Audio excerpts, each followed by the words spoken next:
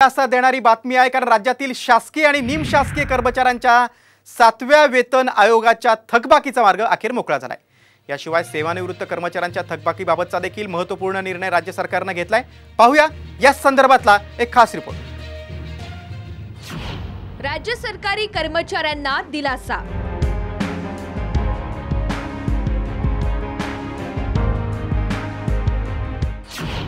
सातव्या वेतन आयोग थकबाकीचा मार्ग मोकळा।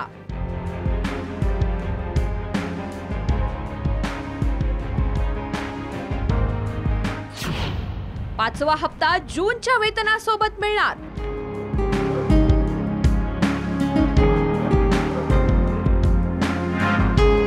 राज्यातील शासकीय आणि निमशासकीय कर्मचाऱ्यांच्या 7व्या वेतन आयोगाच्या थकबाकीचा मार्ग अखेर मोकळा झालाय।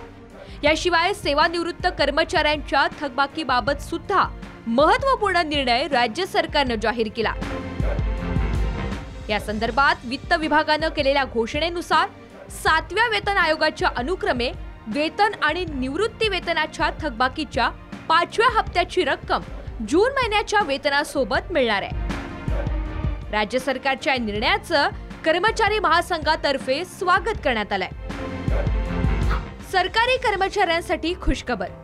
राज्यातील शासकीय कर्मचाऱ्यांना 30 जानेवारी 2019 रोजी 7व्या वेतन आयोगाची थकबाकी सन 2019-20 पासून पुढील 5 वर्षात 5 समान हप्त्यात कर्मचाऱ्यांच्या भविष्य निर्वाह निधी योजनेच्या खात्यात जमा करण्याचा आणि सेवानिवृत्त कर्मचाऱ्यांना रोखीने अदा करण्याचा निर्णय घेण्यात आलेला होता। मात्र कोविड काळात 1 जुलै 2022 मध्ये देय असलेल्या 4थ्या हप्त्याच्या देण्याबाबत कोणताही निर्णय घेण्यात आलेला नव्हता।